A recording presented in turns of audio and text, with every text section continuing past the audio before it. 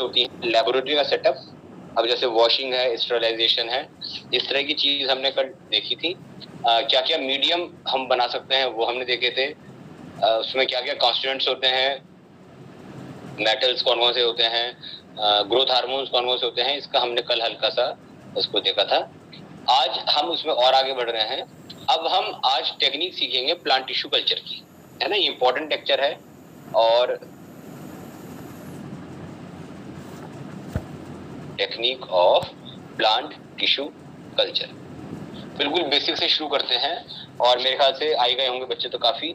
सबसे पहला काम तो यही है जो आपने कल किया था, यानी कि वॉशिंग एंड स्टरलाइजेशन। जो आपके ग्लासवेयर्स थे उनको आपने साफ किया, ओवन में रखा, चाहे आपने उन्हें ऑटोक्लेव करा, चाहे अल्ट्रावायलेट रेडिएशन दी, आपने उनको स्टरलाइज करा।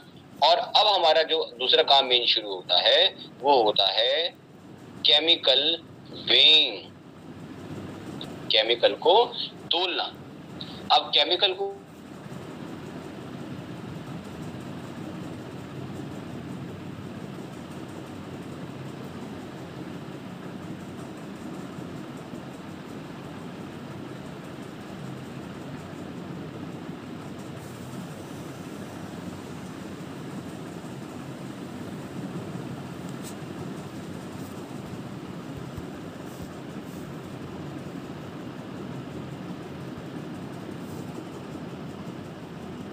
और उसमें से जब भी आपको 1 लीटर मीडियम बनाना हो या 2 लीटर मीडियम बनाना हो, आप उसमें से लेते रहें। फॉर एग्जाम्पल, एक मीडियम है जिसे हम बोलते हैं MS मीडियम, इसे बोलते हैं मुराश स्कूब मीडियम। ये मुराश स्कूब दो वैज्ञानिक थे जिन्होंने बनाया था इसको। इसमें मैक्रो और माइक्रो न्यूट्रिएंट्स हैं, सोडियम, पोटेशियम सब है इसमें। और इसके अलावा कुछ अमीनो एसिड्स हैं, कुछ विटामिन हैं, इनोसिटोल है, शुगर है, अगार है ना। इस तरह से इसमें है। अब इसमें से जब हम लेते हैं तो 1000 ml मीडियम बनाने के लिए हम इसके 7 ग्रुप होते हैं, ABCDEFG। इन सब में से 20-20 ml लेते हैं, और जो है हम 20 सत्ते 140 ml हम अपने माइक्रो और मैक्रो न्यूट्रिएंट्स लेते हैं, और उनमें बचा हुआ लेते हैं पानी, यानी कि 860 ml, और तब जाके हमारा क्या बनता है 1 लीटर मीडियम। तो ये हमारे पास 2 तरीके थे।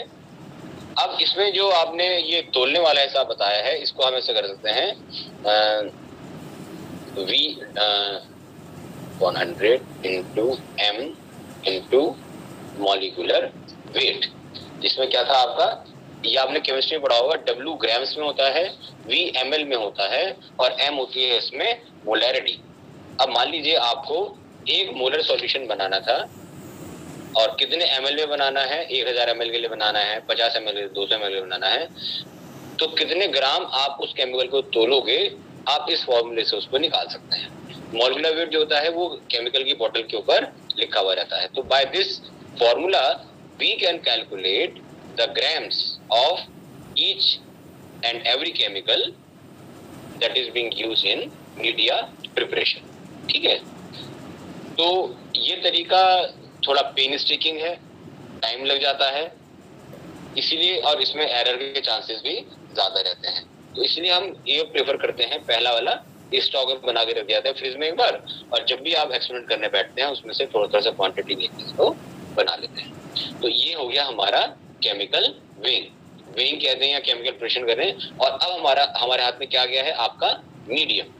अब इस मीडियम को अभी हम पूरा 1000 ml नहीं करते हैं, इसके पहले हमें इसमें 1-2 काम करने होते हैं। जैसे इसमें अभी हम ग्रोथ हार्मोन नहीं डालेंगे, we will not add growth hormones now. हम इसके सबसे पहले क्या सेट करते हैं, pH। हमने पहले मीडियम बनाया, घोला, उसको होमोजेनाइज किया। अब होमोजेनाइज कैसे करेंगे ये भी जरा समझिए। अब ये ऐसी है जैसे आपने शरबत बनाया है और उसमें आपने 2 चम्मच चीनी डाली है, और आपने ऐसी दे दी मेहमान को बिना चलाए, तो क्या स्वाद आएगा उसको? नहीं आएगा। क्यों? क्योंकि चीनी घुली नहीं है, शिकंजी में नहीं है, लेकिन उसमें नींबू बैठ गया और चीनी बैठ गई, मजा तो आएगा ही नहीं उसमें। तो उसके लिए आप क्या करते हैं, उसको चलाते हैं, उसको फेंटते हैं, तब तक फेंटते हैं जब तक कि चीनी पानी में घुल ना जाए। And that is known as homogenisation. तो आपने इसमें अगर अपना स्टार्च या कुछ भी चीज डाली है तो उसको पहले हमें क्या करना होता है, होमोजेनाइज करना होता है सारे सॉल्ट्स को और शुगर को। जब ये होमोजेनाइज हो जाते हैं और तब हम इसकी पीएच सेट करते हैं। नॉर्मली जो हम करते हैं वो 5 to 6 पीएच के बीच में इसको हम रखते हैं। नॉर्मली हर प्लांट टू प्लांट वेरी करता है पीएच, लेकिन नॉर्मली हम 5 से 6 तक इसकी पीएच रखते हैं। चलिए पीएच हमारी सेट हो गई। अब जो हमारी पीएच मीडियम की सेट हो जाती है बेटा जी, ये बीकर है हमारे पास में, या तो 1000 ml का ले सकते हैं हम इसको या और कम का ले सकते हैं। अच्छा, इसमें अब हम ऐड करते हैं अगार। ये अगार क्या था आपको मैंने कल परसों में बताया था। अगार एक पॉलीसैकेराइड है, शुगर है, जो हमको समुद्री खरपतवारों से यानी कि एल्गी से मिलता है। ठीक, और इसका काम क्या होता है, इसका काम होता है इस मीडियम को जमाने का। जमाने का मतलब कि हार्ड कर देता है।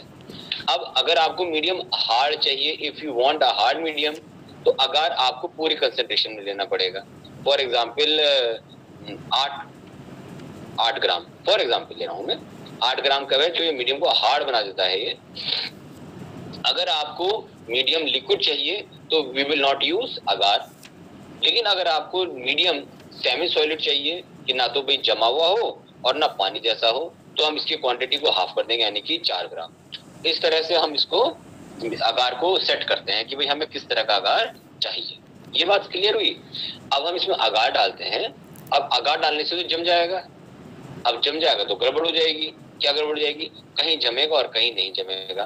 तो इसके लिए हम इसको एक मशीन होती है हॉट प्लेट मैग्नेटिक स्टीरर, उसके ऊपर रख देते हैं। अब इसके नाम से सब कुछ मालूम चल रहा है कि मशीन क्या करती होगी। हॉट प्लेट यानी कि इसके अंदर एक कॉइल होती है जो स्पिरिट को गर्म करती है। मैग्नेटिक, इसके नीचे एक पंखा लगा होता है, ठीक, और उस पंखे में होती है चुंबक मैग्नेट, और ये जब गोल गोल घूमता है, ऐसे गोल गोल गोल गोल गोल घूमता है नीचे, तो प्लेट के ऊपर रखे। अच्छा, इसमें हम क्या डाल देते हैं कि लोहे का टुकड़ा डाल देते हैं बेटा जी, ठीक, वो कंपनी से बनकर आता है। तो अब ये नीचे घूमता है, ये लोहे का टुकड़ा ऊपर घूमता है, गर्म हो रहा है ये, तो ये गोल घूमने का प्रोसेस और गर्म होने का प्रोसेस एक साथ चलता रहता है और हमारा मीडियम क्या हो जाता है, होमोजेनाइज यानी कि एक सा हो जाता है। ये बात क्लियर हुई सबको। अब जब मीडियम होमोजेनाइज हो गया, अब हमारा काम रहता है इस मीडियम को अपने ग्लासवेयर्स में पोर करने का, अपने ग्लासवेयर्स में पोर करने का। ये तीसरा था आपका, चौथा आ गया मीडिया पोर किया जाता है।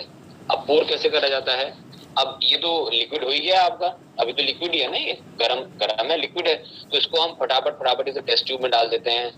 अब जैसे एक टेस्ट ट्यूब में अंदाजा ना मान के चलो 20 ml मीडियम आता है हमारा, है ना, तो हम 20 ml अंदाजे से, शुरू में तो आप नाप के डालोगे, लेकिन धीरे धीरे अंदाजा हो जाएगा कि भाई इतना जो है हमारा 20 ml आता है। तो हमने पेट्रीप्लेट टेस्ट ट्यूब में डाल दिया। आपको पेट्रीप्लेट में मान लो राइजोबियम का आइसोलेशन करना है, आपने इसमें फैला दिया उसको। आपको फ्लास्क में टिश्यू कल्चर का काम करना है, छोटे वाले फ्लास्क में, उसमें कर दिया हमने। तो अब हमारा क्या काम आया, मीडिया को पोर करने का काम आया ग्लासवेयर्स में, चाहे टेस्ट ट्यूब हो, चाहे पेट्रीप्लेट्स हो, चाहे आपके फ्लास्क हो। अब जब मीडिया पोर हो जाता है, अब हमारा काम रहता है इसको कवर करने का। ये खुला हुआ है अभी तक, इसका मुंह खुला हुआ है ना, इसमें पूरे चांसेस हो जाते हैं अब कंटेमिनेशन के। तो अब हम क्या करते हैं, इसको ढक देते हैं। अब ढकने के 2 तरीके हमारे पास होते हैं बेटा जी। एक तो होता है कि हम कॉटन के बने प्लग्स ले लें, जैसे ले लें कॉटन के बने हुए प्लग्स ले लें, और दूसरा हो सकता है कि हम एल्यूमिनियम की कैप ले लें। आजकल लोग एल्यूमिनियम कैप ज्यादा प्रेफर करते हैं। ये प्लग कॉटन वाला थोड़ा मेहनत का काम है, मैं तो खैर इसी से कराता हूँ, लेकिन थोड़ी मेहनत का काम है, इसमें बच्चे बचते हैं। तो ये कॉटन के होते हैं प्लग्स, और जिनको हम टेस्ट ट्यूब में या फ्लास्क के ऊपर फिट कर देते हैं, और इतना टाइट फिट करते हैं कि आराम से ना खुले। प्रैक्टिकली अगर करके दिखाना तो मैं आपको दिखा भी देता इसमें, लेकिन मैं दिखा नहीं सकता हूँ आपको ये प्रैक्टिकली। तो ये प्लग से हम इसको अब कर देते हैं बंद। अब हमारे पास नेक्स्ट स्टेप क्या बचा हमारा, इसको ऑटोक्लेव करना। ऑटोक्लेव एक मशीन होती है, आपको कल बताया था मैंने, जो 15 psi पर 20 से 40 मिनट तक इन सब टेस्ट ट्यूब्स को, फ्लास्क को जो है क्या करेगी, गर्म करेगी। और वो भी कैसे गर्म करती थी, ये भाप से गर्म करती, भाप से जलाती थी, भाप से जला जला के जो है वो आपका सही बनता था, मतलब स्टेरलाइज हो पाता था। और करीब करीब 20 से 40 मिनट। अब जैसे मान लीजिए इसमें ज्यादा सामान है तो हम इसको कितनी देर के लिए, 40 मिनट के लिए करेंगे। सामान कम है तो कितने मिनट के लिए करेंगे, 20 मिनट के लिए करेंगे। तो इस तरह से आपको स्टैंडर्डाइज अपना करना पड़ेगा। तो ये क्या हुआ हमारा ऑटोक्लेव। अब 15 psi पे रख दिया।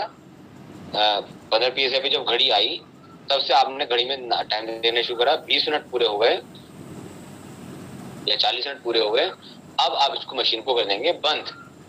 ठीक, अब देखो आप कितने सारे स्टेप पार करके यहाँ तक आए हो। सबसे पहले आपने बर्तनों की करी सफाई, वॉशिंग इंस्टॉलेशन, फिर आपने केमिकल तोले या सॉल्यूशन से लिए, फिर आपने मीडियम बनाने से पहले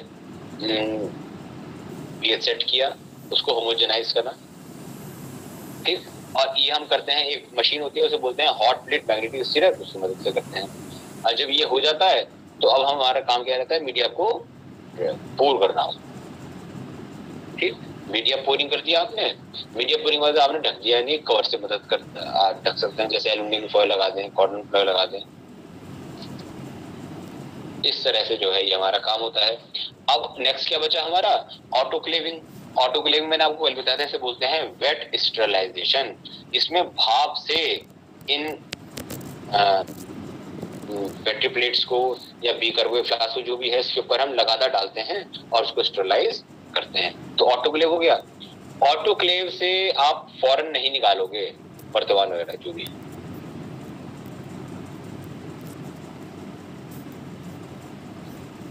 अब तो कोई दिक्कत किसी को,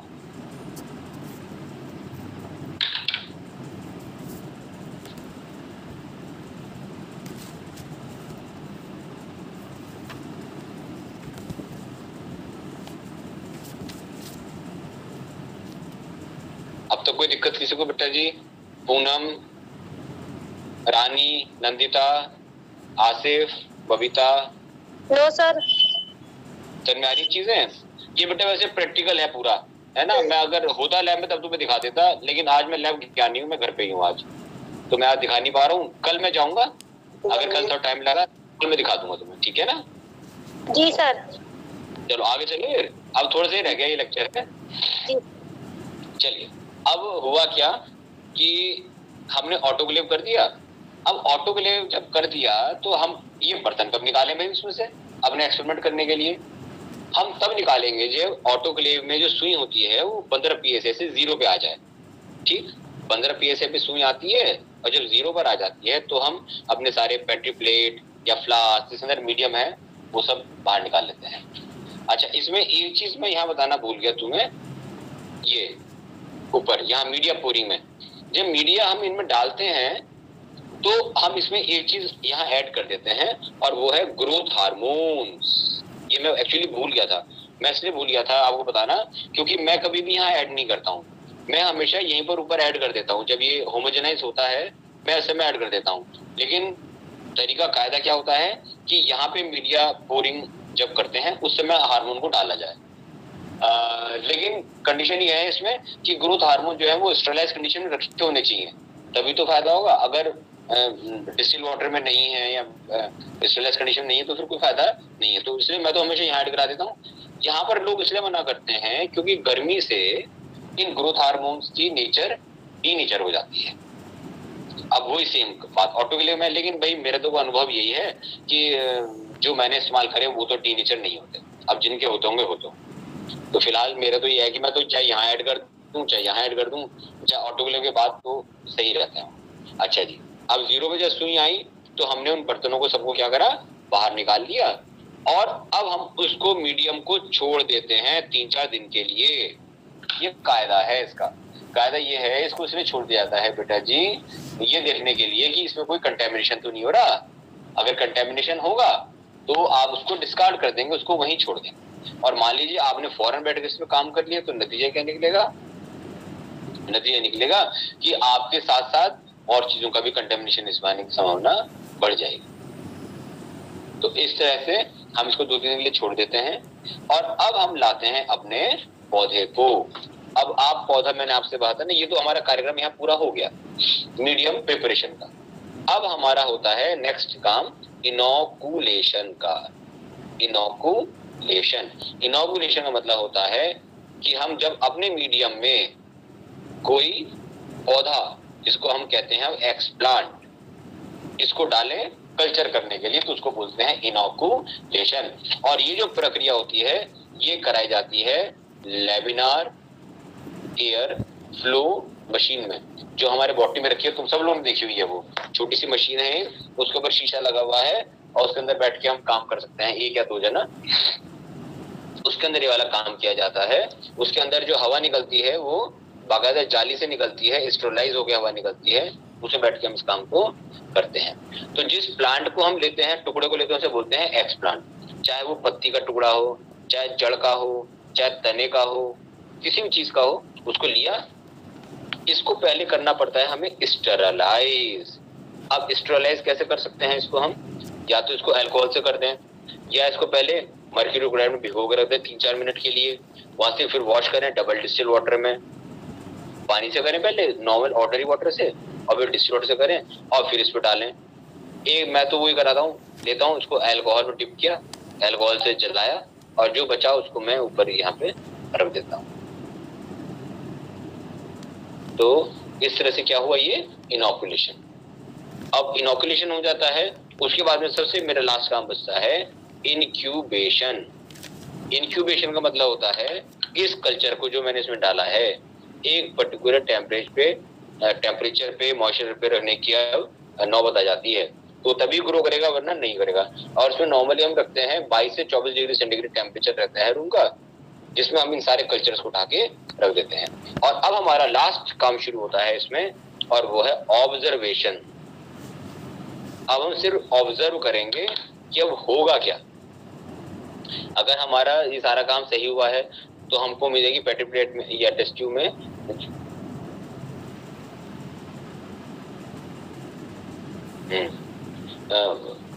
तो उसमें हमें क्या है, अपना कल्चर दिखना शुरू हो जाएगा, ऑब्जर्वेशन।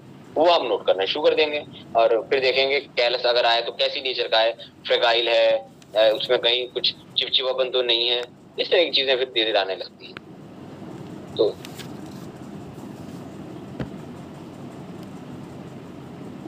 अब ये है ऑब्जर्वेशन का टाइम। ऑब्जर्वेशन लेते हैं, हम डाटा नोट कर लेते हैं। अब टिश्यू कल्चर है, इसमें आपका 10 दिन भी लग सकता है, इसमें आपके 2 महीने भी लग सकते हैं। अब बताओ किसी को कोई दिक्कत?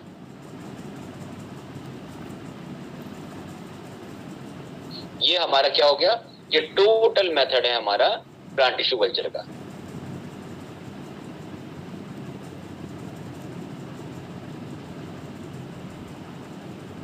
बोलो बेटा जी, आसिफ, पूनम, कोई दिक्कत किसी को? No sir. नहीं सर। नहीं, ठीक हो गया। अब देखो जो हमारे कल्चर्स बनते हैं बेटा लोग, ये कई तरह से बनते हैं।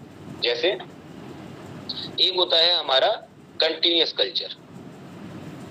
अब कंटिन्यूअस का मतलब क्या हुआ कि आपने उसमें डाला सामान और हाथ से निकालते रहे, मशीन में डाला आपने, इंग्रेडिएंट्स डाले और हाथ ही हाथ बनता रहा। ये वैसे ही जैसे गुरुद्वार में लंगर चलता है, क्या आया गया, आया गया, लोग पंगत बैठी, खाना खाया, उठ गए, पंगत आई, बैठ खाना खाया। एक होता है हमारा जिसे हम बोलते हैं बैच कल्चर। और जैसे आपको नाम से लग रहा है बैच, कहते हैं ना, जैसे सीडुकल में लोग काम करते होंगे फार्मास्यूटिकल कंपनी वगैरह में, वो कहते हैं ये बैच लगा रखा है। बैच का मतलब होता है कि उसको एक ही बार लगाते हैं, बस उसको एक बार लगाते हैं, उसका रिजल्ट बनता है, उसको फिर वापस ले लिया जाता है। तो इस तरह के हमारे 2 तरह के कल्चर्स चलते हैं ये नॉर्मली, कंटिन्यूअस कल्चर्स और बैच कल्चर। कंटिन्यूअस में कभी नहीं रुकते, इसमें तो सामान देते रहते हैं और प्रोडक्ट निकलता रहता है। इसमें क्या है, एक बार दे दिया और एक बार ही इसको निकालेंगे। तो इस तरह के हमारे कल्चर्स होते हैं। मीडियम मैंने आपको बताया 3 तरह के हो सकते हैं आपके, सॉलिड, सेमी सॉलिड और लिक्विड। चलो अब तक कोई दिक्कत? फिर मैं इसको आज खत्म कर रहा हूं, और अब मैं फिर आपका एक नेक्स्ट उसमें टिश्यू कल्चर का ये लास्ट लूंगा, सोमा क्लोनल वेरिएशंस और एक माइक्रो प्रोपगेशन। 2 तरीके हैं इसमें जो मैं आपसे डिस्कस करूंगा, लेकिन वो नेक्स्ट टाइम पे डिस्कस करूंगा, ठीक है?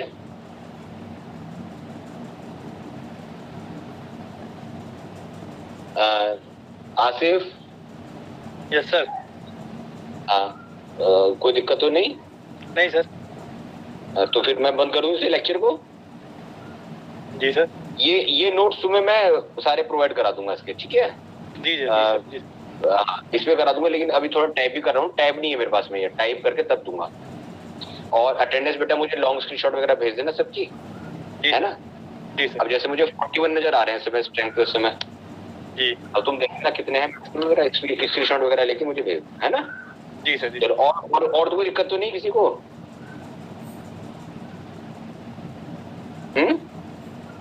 सबकी तबीयत ठीक है? सब ठीक हो तुम?